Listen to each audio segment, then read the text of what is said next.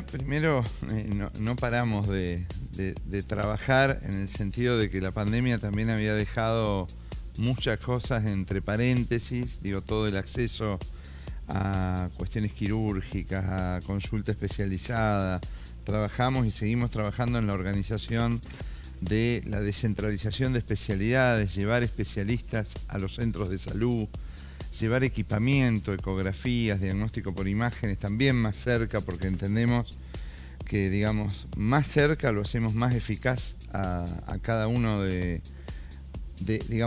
las dificultades que tiene la gente en el acceso. Y por otro lado, seguimos trabajando en todo lo que es la prevención, como bien decías, en relación a dengue, a enfermedades que habitualmente solo el consultorio no alcanza. Es decir, las campañas de vacunación, sensibilizar a la población en actividades preventivas, actividades que tienen que ver con la alimentación saludable, bueno, todo lo que es la estrategia de acompañamiento a la salud animal en relación a no solo a castraciones, si bien es el hecho más importante y el que más demandan los vecinos, aprovechamos el contacto de la persona con el animalito de compañía para vacunarlo, desparasitarlo y también castrarlo, y esto lo estamos haciendo no solo en las unidades de Limusa y en los centros fijos que tiene cada distrito, sino también con un móvil de salud animal. Coordinamos con una vecinal, con el centro de salud, y nos quedamos 4 o 5 días en el lugar. Bueno, eso genera que el trabajo, los vecinos primero llegan a la mañana y a la tarde, la verdad que el nivel de castraciones es muy alto, estamos en un número récord, llegando a casi 30.000 castraciones, la verdad que es un número muy importante. Y bueno, y en dengue ya sabíamos también que la pandemia lo había desplazado, digamos, porque habían parado, un poco cesado los viajes y la conectividad, y eso hacía que los casos en los años anteriores no hayan sido importantes. Bueno, trabajamos también en campañas preventivas.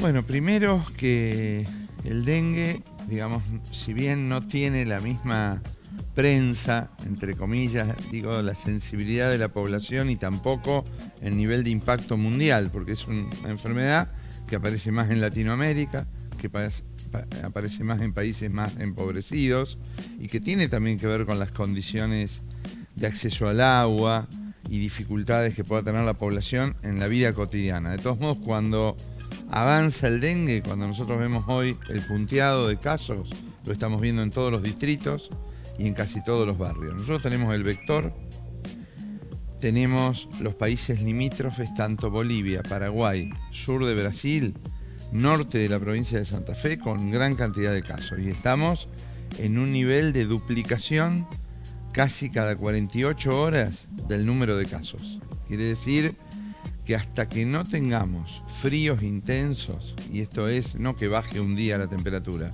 sino 10 a 15 días continuos de temperaturas bajas, el mosquito va a seguir poniendo, el mosquito hembra va a seguir colocando huevos, y si esos huevos están infectados, todos los mosquitos que nacen contagian. Por eso yo vuelvo a rescatar lo que nosotros decíamos en la pandemia, cuando decíamos que el fenómeno de cuidado, tanto distanciamiento o vacuna, era colectivo. Si nosotros no va a alcanzar la fumigación aérea, lo que más se demanda, que pasen a fumigar, ese mosquito es el que está volando, el que está en la plaza, es el Culex, no es el Aedes aegypti. El Aedes aegypti está fundamentalmente dentro de la casa, o sea que si nosotros no hacemos una tarea colectiva, que cada familia, cada vecino haga una partecita, que es eliminar el recipiente con agua limpia, limpiar el bebedero de los animales de compañía, o aquella tapita que quedó, digamos, boca arriba y después de la lluvia se llenó de agua, es ahí donde se multiplica. Entonces, no hay un fenómeno solo de cuidado individual, porque si la persona se cuida, utiliza repelente, pero el vecino que está al lado tiene un balde con agua limpia, con agua, es ahí donde se multiplica el mosquito, y el mosquito tiene un radio de vuelo de 100 metros. Entonces, pica y contagia. Entonces, es muy importante La fumigación alrededor del caso confirmado, pero más importante es la eliminación de los lugares donde se reproduce el mosquito. Y por otro lado, la utilización de repelente. Eso sí, si nosotros estamos con síntomas compatibles con dengue, utilizar repelente para que no nos pique un mosquito y se transforme en transmisor y que contagie.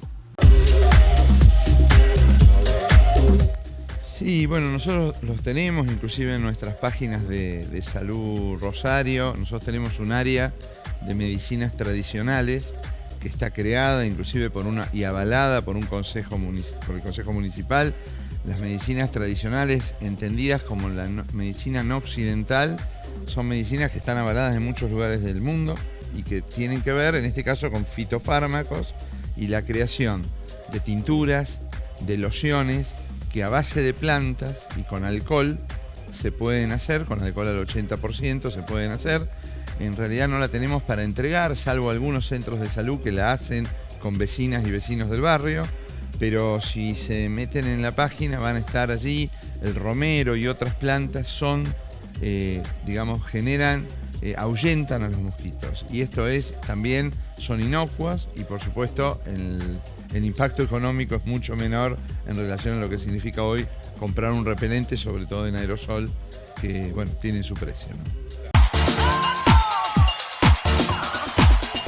Bien, primero tener fiebre alta hoy, fiebre alta y dolores musculares intensos, se llama dengue. El dengue es fundamentalmente dolor o fiebre quiebrahuesos, es decir, es un dolor intenso, no es un dolor leve, solo un decaimiento. Y la chikungunya, en la traducción, significa fiebre que encorva, que si la persona se dobla del dolor. Entonces, si tenemos estos síntomas, además pueden aparecer o al inicio o al final de la enfermedad rash o erupción cutánea. Si tenemos estos síntomas que no están acompañados de tos, ni de catarro, ni de moco por la nariz, ni de dolor de garganta, es decir, no tiene síntomas gripales o de enfermedad COVID, son síntomas puros de dolores musculares, bueno, hoy es probable que eso sea una enfermedad transmitida por Aedes. Por eso ahí es importante el repelente, el reposo, tomar algún analgésico antiinflamatorio y la consulta al médico. Y quedarnos en casa con las pastillas para los mosquitos y todo lo que se pueda aislar de barrera para evitar que nos pique. Después, si tenemos algunos síntomas como a esos que nos aparece que son los más comunes, dolor abdominal, hemorragias gingivales en las encías o vómitos que no ceden, esos son síntomas pueden ser de alguna complicación. Entonces allí es necesaria la visita al médico, porque siempre lo decimos, el dengue, aunque todos pensamos que es una enfermedad autolimitada y benigna, el problema lo tiene el segundo episodio o la reinfección, porque tiene 4 variedades el virus. Entonces, si nosotros nos reinfectamos, hay una reacción de un anticuerpo, es decir, una reacción del mismo cuerpo que generó anticuerpos en la primera enfermedad, que es exagerada y que a veces daña los pulmones, el riñón. Entonces, el porcentaje de complicaciones más importantes, inclusive de desenlace fatal en algunos casos, se da en la medida que nos reinfectamos. Por eso no es que, digamos, esta es una gripecita, como se decía, sino es una situación que hay que atenderla todos los años, porque en la medida que haya mucha gente con dengue, la posibilidad de reinfectarse también va a ser mayor.